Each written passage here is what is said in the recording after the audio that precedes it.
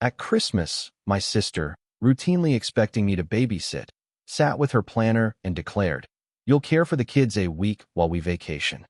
I refused. The following day, they appeared with luggage. Yet on seeing the note, their complexions whitened. But the genuine shock was still ahead. Have you ever felt like you were just an afterthought in your own family? Like no matter what you did, you were always the side character, while someone else got the spotlight? Well, for years, that was my life. And then came the moment I finally said no. And everything, absolutely everything, exploded. My name's Daniel. I'm 28, and if you asked my family, I was always the quiet one. The one who never caused trouble, but never truly stood out either. My older sister, Michelle, she was the golden child. The perfect one, always doing everything right. Me? I was just there, in the background. Honestly, I didn't mind not being noticed, but it still stings, never getting that praise. I got good grades, landed a decent job, managed my life pretty well. But Michelle's life was always more glamorous. She had the house, the kids, the perfect family vacation photos, the well-paid job. I was living in a small apartment, buried under student loans, driving a car that barely ran. Holidays, especially Christmas, were never a big deal for me. We'd get together, have dinner, exchange gifts, and pretend everything was fine. I never expected much. It was just another day. But this year was different. Everything shifted. I was finally enjoying a rare moment of peace, just sitting at home, when my phone buzzed. It was Michelle, naturally. She always texts around the holidays. Her message popped up. "Hey Daniel, can you watch the kids for a week while we take a cruise? We've been planning this for months. You'll be fine, right?" I stared at that text. A week? Michelle had always expected me to babysit. Every time she needed a break, I was the go-to guy. But a whole week? I didn't have that luxury, the kind where you just drop everything. I had my own life to manage. So, I did something I had never done before. I said no. And you know what? I was shocked at how easy it felt. The words were like a massive weight lifting off my chest. I sent the text, set my phone down, and honestly thought that was the end of it. But the next day, my doorbell rang. There they were, Michelle and her husband, Mark, standing on my doorstep with their luggage, looking like they'd just stepped off a cruise ship. Michelle held up a suitcase, a bright, fake smile plastered on her face. "We didn't get your message. We're heading out today," she chirped. I just looked at them both. "No, Michelle," I said, my voice steady but firm. "I'm not watching the kids this time." Her smile faltered, just for a second, then she masked it with pure disbelief. Mark stood silently behind her, looking utterly miserable, like he already regretted everything. I knew he wanted no part of this. Michelle glanced at me, then at their bags, and a flicker of panic crossed her face. "You're serious?" "Dead serious," I replied. She looked back at Mark, and the color just drained from her face. The tension in that doorway was so thick you could cut it with a knife. She clearly didn't expect this, but then she just nodded, almost like she'd accepted defeat. "Well, that's your choice," she said, her voice a little too calm. "But we're still going. Have a good holiday, Daniel." I watched them turn, their luggage dragging. I closed the door with a quiet sigh, a strange mix of relief and anxiety washing over me. Why was I so tense? Maybe it was finally setting a boundary. Or maybe I knew they wouldn't take this well. And then it happened. The very next morning, I woke up to a note taped to my door. A simple message from Michelle: "You'll regret this. We'll see how you handle things when you don't have the family to fall back on." I didn't know what to make of it, but one thing was crystal clear. This was just the beginning. Growing up, I never quite understood what family truly meant for us. The way Michelle and I were treated was always worlds apart. Our parents, especially Mom, always made it painfully clear who the favorite was. Michelle was the shining star, always getting the attention. I was the sidekick, the background character in my own life. It wasn't just about achievements. It was about what got noticed and what got ignored. If Michelle got a perfect score, she'd get praise and a new phone. If I did the exact same thing, "Good job, but you should have aimed higher." It was subtle, but it stung every single time. After years of being overlooked, I started to think I wasn't worth the effort. I worked hard, did well in school, got into a decent college, landed a stable job. Yet, it never seemed enough. Michelle, on the other hand, had it all handed to her. Vacations, her own house, the life everyone admired. A perfect family, a perfect marriage, and even when things went wrong, it was always someone else's fault. Over the years, I did what I had to do to survive. I buried my frustration, played along, went to family dinners, helped with her kids when she asked, and pretended I was okay being invisible. But the truth was, I was utterly exhausted. Tired of being the one who always gave in, who always said yes, even when it meant sacrificing my own life. That's when it truly began. The small things that piled up. Michelle would ask me to watch the kids for a weekend, no problem. But when it turned into a week, for a cruise, that was too much. She wasn't asking anymore. She was telling. The reality hit me like a cold wave. Michelle expected me to just be there whenever she needed, without so much as a thank you. She never seemed to consider I had my own plans, my own life, my own boundaries. The worst part was when she'd get mad at me for saying no. It was like I was letting her down, not the other way around. She'd call me selfish, and I'd feel that familiar sting of guilt. But that morning, when I saw that note after they left, it clarified everything. She didn't care. She was more upset about the inconvenience than my feelings. And it wasn't the first time. Every single time I tried to assert myself, it was as if I'd done something terribly wrong. I remember one holiday years ago. I finally had a few days off work. I was so looking forward to some time alone, just catching up on things. But Michelle called. She needed me to watch the kids for a day while she and Mark went to a wedding. I said no. I hadn't had a break in months, and I was just so tired. She called me selfish. Guilt tripped me into helping. That day, I spent most of my time just staring at the clock, waiting for it to end. I kept wondering why it was always me, why I was always the one who had to bend. And now, after all these years of giving in, after all the times I'd said yes, Michelle's response to my simple no was a note with words that cut deeper than anything she'd ever said. You'll regret this. What did she mean? Regret saying no? Regret standing up for myself? A few hours after the note, another text from Michelle. This time a photo. Her, smiling, holding a cocktail by the pool on the cruise. She'd gone on the trip as if everything was perfectly normal. She never even acknowledged the fact that I wasn't babysitting for her. It was as if my feelings didn't matter at all. And that's when the true depth of the problem hit me. She didn't see me, not as an individual, not as a person with a life outside of her own needs. To her, I was just an extension of her convenience. The anger inside me bubbled up, but I held it in. I didn't respond to her texts or calls. I didn't want to fall into the old pattern of guilt tripping and manipulation. But the more I thought about it, the more I realized how much I'd been compromising for her, how much I'd been letting my family take advantage of me without ever asking for anything in return. The weight of that note still lingered. Regret. It echoed in my thoughts. I was tired of regretting everything. I regretted not speaking up sooner, not setting boundaries earlier. But this time I was done. And then, just when I thought it couldn't get any worse, I found out something that took the entire situation to a whole new level. It was 3 days after Michelle and Mark left. I hadn't heard much, just the occasional message from Michelle, still asking me to check on the kids or make sure they're doing okay. It was like I was supposed to be their personal assistant while they enjoyed a tropical vacation. At first, I ignored them. But then came the phone call that changed everything. I was at work, scrolling through emails, when my phone buzzed. It was Michelle.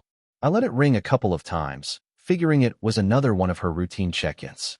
But when it buzzed again, something inside me told me to answer. Daniel, why aren't you helping out more? Michelle's voice was sharp, annoyed, yet somehow casual. What do you mean? I asked, trying to keep my voice steady. I had no idea where this was going. The kids are a mess, Daniel. I know. I asked you to just keep an eye on them, but you're not even responding to me. They're going crazy over here, she snapped. I could hear the sounds of the cruise ship in the background. Music, chatter, the faint clinking of glasses. She sounded more concerned about her vacation than her kids' behavior. Michelle, I'm not there to babysit, I said, feeling frustration bubble up. I told you I wasn't going to do this. You've got to figure this out yourself. Every word felt like a slap in the face to her, but I wasn't backing down. God, you're being difficult, she muttered, the words heavy with that tone I knew all too well. I'm really starting to regret you not helping. This is the last time I'll ask you for anything. I knew exactly what she was doing. Manipulating me, playing the victim, trying to make me feel guilty for refusing something I had every right to refuse. That's fine, Michelle. I don't regret it, I said, my voice cold, sharper than I intended. There was silence on the other end. For a moment, I thought maybe she was finally processing what I'd said. But then she dropped the bombshell. You know, Mom thinks you've been a disappointment lately. I told her you were acting weird and distant, and she said, well, Daniel's always been like that. The words hit me like a physical punch. The one person who had always been on Michelle's side, who always saw me as the problem child, was now echoing her words. I hadn't spoken to Mom in weeks. I'd cut off contact because I couldn't deal with the constant judgment, the expectation that I would just fit into whatever mold she'd made for me. But hearing this, hearing that Michelle was using Mom's voice to guilt-trip me, that was the final straw. You've been telling Mom everything, haven't you? I spat, my voice trembling with anger. You've been twisting everything around, making me the bad guy. You've been telling her I'm the problem, haven't you? I haven't been telling her anything, Daniel. But you've been so distant lately. What do you want me to do? Everyone's worried about you. She shot back, her voice suddenly defensive. You're ruining everything, making this all about you. My heart raced. The betrayal stung more than I could possibly describe. It wasn't enough that she was trying to manipulate me, but now she was actively turning the family against me. I wanted to scream, but I kept my composure. I'm done, Michelle. This is it. I'm not going to be your fallback anymore, and I'm not going to let you use Mom to make me feel guilty. You're on your own. The line went quiet. I waited, heart pounding, listening to the faint background noise of her vacation. I imagined her standing there, staring at the phone, processing what I'd said. Finally, she spoke. You're making a huge mistake, Daniel. You'll regret this. I'm telling you, this is the last time I'm ever asking for help. I didn't respond. I just hung up. And for the first time in my life, I felt truly free. I wasn't trapped in the web of guilt she'd been weaving around me for years. I didn't have to play the role of the dependable, invisible sibling anymore. But at the same time, I knew the consequences were coming. Michelle wouldn't let this go. She never did. That evening, I sat on my couch, staring at the phone. Hours had passed since our conversation, and part of me was still waiting for her to reach out again, but the phone stayed silent. I couldn't help but wonder if she had really been planning to go through with her threats. Would she turn the family against me? Would they side with her? The answer came the next day, but it wasn't how I expected. I got an email from my mother. It was short, simple, and to the point. You need to fix this, Daniel. Michelle is upset, and now the family's upset. You don't want to make this a bigger issue. Please don't be difficult. This is what family is for. I stared at the screen. I knew what this meant. Michelle had gone straight to Mom, twisted the story, and now I was the one at fault again. That's when it truly hit me. I wasn't just fighting for my time, my space, my boundaries anymore. I was fighting to be seen as an equal, to not be the one who always got blamed. And as I sat there, reading my mother's email, I realized that the moment I stood up for myself, when I said no, I had crossed a line. I wasn't just challenging Michelle anymore. I was challenging the expectations of my entire family. But even though I knew this battle wasn't over, I felt a small, fierce sense of triumph. For once, I wasn't playing the role I had been assigned. I was doing what I needed for myself. The next few days passed in a blur.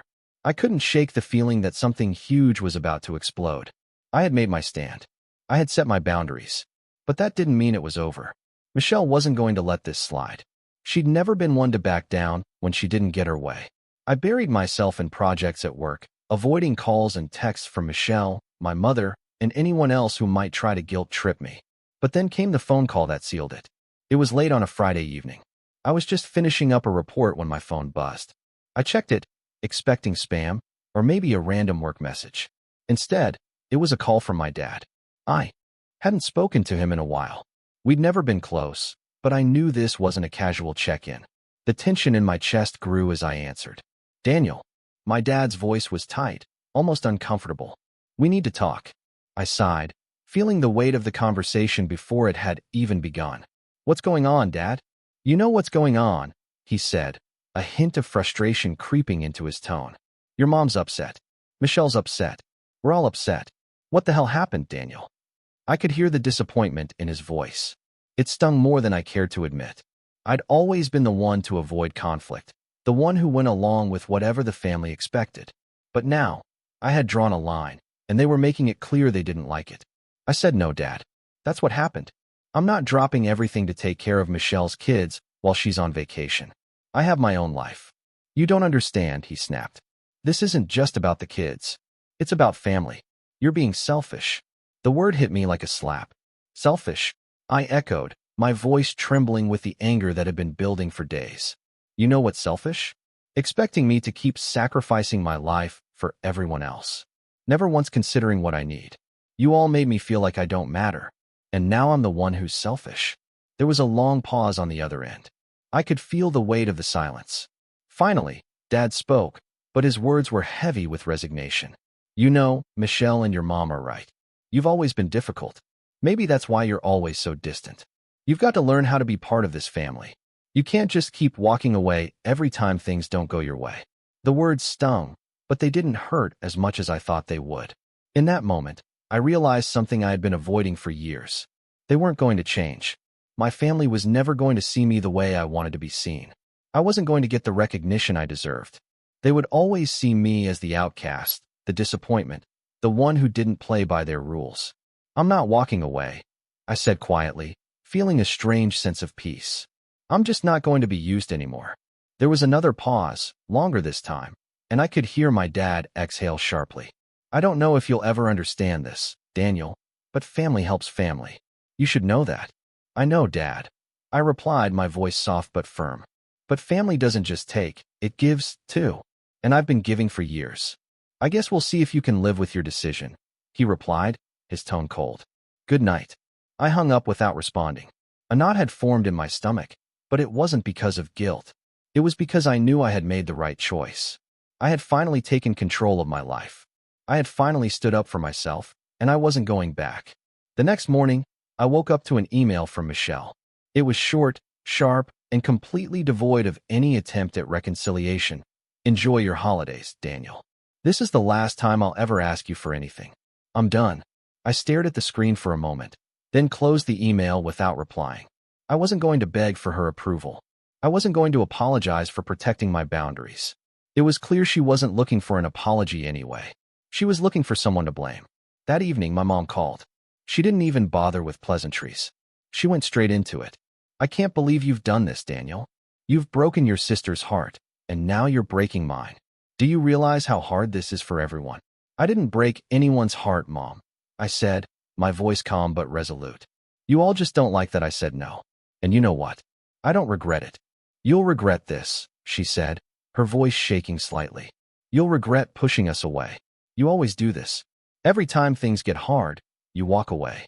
No, Mom. I'm not walking away. I'm standing up for myself. And for once, I'm not going to feel guilty about it. There was a long silence. I could hear her breathing on the other end, but she didn't speak. Finally, she sighed. Goodbye, Daniel. And she hung up. I stared at the phone for a few moments, processing the weight of it all. I was still shaking with adrenaline. But this time, it wasn't out of fear or anxiety. It was out of pure relief. I had said no. I had finally taken control of my life. And even though it felt like everything around me was crumbling, I knew deep down it was the right thing to do. I was done being the invisible one, done being the backup plan, done being the one who always had to clean up everyone else's mess. And maybe that was the hardest part, but it was also the most freeing. Weeks passed after that conversation, and life started to feel different. Not easy, not exactly peaceful, but real. For the first time in a long time, I didn't feel like I was living for someone else's expectations. Michelle didn't reach out, and neither did my parents. The silence was deafening at times, but I found a strange comfort in it. I could breathe without the weight of guilt or obligation hanging over me. I focused on my work, on things that mattered to me. I spent time on hobbies I'd neglected, things like painting, reading, even going on long walks without a care in the world. My apartment, which I'd once felt trapped in, became my sanctuary. It was mine. All of it was mine. The hours I'd spent away from my family, pouring into my career, had finally paid off. But even with that newfound peace, there were moments when the old wounds would resurface. The guilt, the doubts, the familiar voices from my past telling me I wasn't enough, that I was being selfish.